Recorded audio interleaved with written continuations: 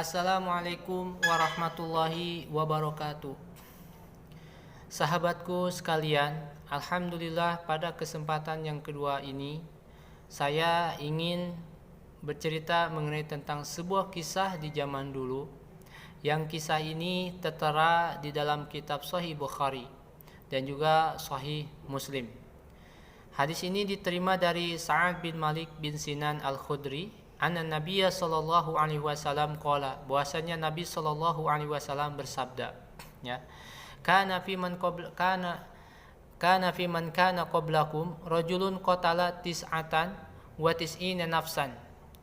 Bahwa di zaman dulu sebelum para sahabat atau sebelum kita semuanya, itu ada seseorang yang telah membunuh 99 jiwa. Kemudian orang ini dia ingin bertobat, maka fasa'ala an a'lami ahlil ardi, maka dia bertanya ya kepada seseorang yang lebih tahu ahlil ardi, kepada di sebuah penduduk. Fadul ala rahibin, kemudian ditunjukkanlah kepada seorang rahib.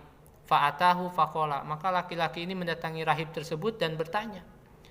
Dan dia mengatakan bahwa sungguhnya aku ini telah membunuh 99 jiwa. Fahalli min taubah, maka apakah ada bagiku untuk bertobat? Bisakah saya bertobat kepada Allah Ta'ala? Namun sang rahib menjawabnya, la, katanya, tidak. Karena mendengarkan jawaban seperti itu, faqatalahu faqammala bihi mi'ah. Karena dia menjawabnya tidak, maka si laki-laki ini membunuh rahib tersebut, maka sempurnalah dia membunuh menjadi 100 orang. Kemudian dia masih penasaran ingin bertobat kepada Allah. Lalu bertanya lagi dan ditunjukkan lagi kepada seorang alim. Ketika bertanya kepada seorang alim, maka alim ini menjawab bahwa ada, ya, insya Allah bahwa Allah ini akan mengampuni segala dosa-dosanya. Lalu sang alim ini menunjuknya atau menyuruhnya, intalik, kata sang alim, ila ardi kada wa kada, pergilah ke sebuah kampung ini dan ini.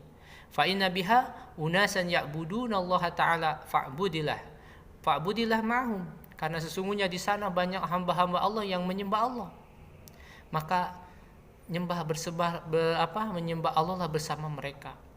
Dan tinggalkanlah wala tarji ila ardika fa inha ardu sau'in, dan janganlah engkau kembali ke negerimu ini, karena sesungguhnya negeri ini adalah negeri yang jelek. Karena khawatir jika kamu berada di negeri ini, kamu akan tergoda kembali dengan perbuatanmu yang telah lalu kamu lakukan. Kemudian dia pergilah, fantolaqo hatta ida nasofa tariq atahul maut. Dia pergi, namun ketika di tengah perjalanan datanglah kematian kepadanya. Ketika dia meninggal, fahtasomat bihi malaikatu rahmah wa malaikatu adab. Di tengah perjalanan maka bertikailah malaikat rahmat dan malaikat adab.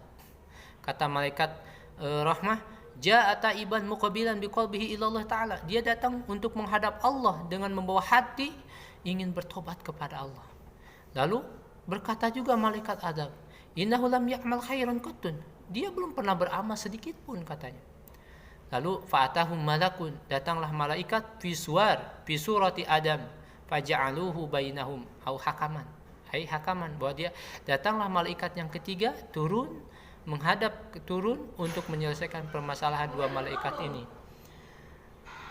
Untuk menyelesaikan dua permasalahan malaikat ini, lalu apa yang terjadi? Maka malaikat ini menyamar menjadi seorang anak Adam dan dia menjadi hakim, lalu menyuruhnya qaisu ma bainal ardain fa ila ayyatihima kana adana fahuwala. Ukur dia langkahnya lebih banyak kemana. Setelah diukur ternyata dia lebih condong atau lebih banyak langkahnya itu ke kampung yang soleh tersebut. Dan akhirnya faqabadathu malaikatu rahmah, dan akhirnya dia itu diambillah oleh malaikat rahmat. Sahabatku sekalian, apa yang kita bisa petik dari, atau hikmah apa yang bisa kita ambil dari cerita tersebut? Dalam cerita tersebut menunjukkan bahwa satu, ketika kita bertanya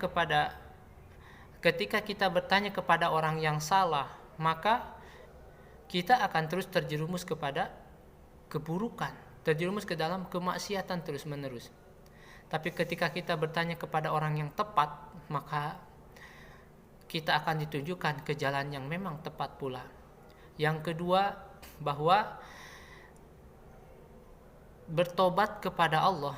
Allah itu sangat cinta kepada hambanya yang bertobat, senantiasa bertobat.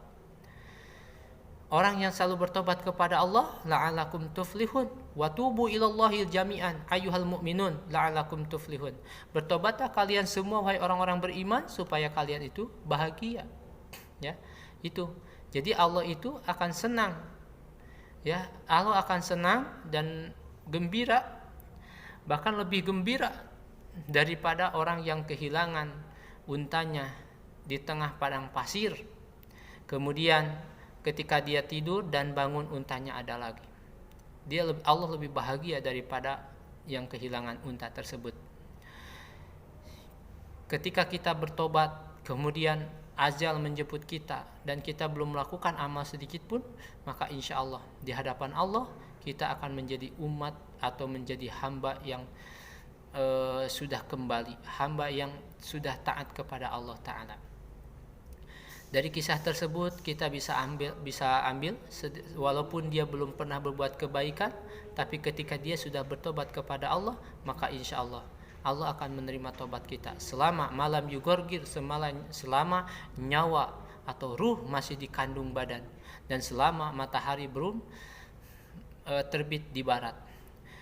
Karena sungguhnya Inna allaha yabsutu yadahu, sungguhnya Allah membentangkan tangannya binhar, di waktu siang, liyatuba musiul lail, yaitu untuk menerima taubatnya orang yang melakukan dosa di malam hari.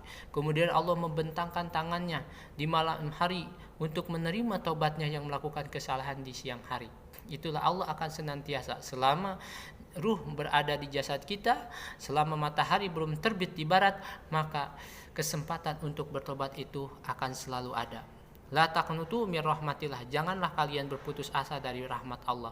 Terus bertobat kepada Allah, terus raihlah Allah, cintai Allah agar kita mudah untuk diampuni oleh Allah, sehingga kita akan selamat dunia dan akhirat.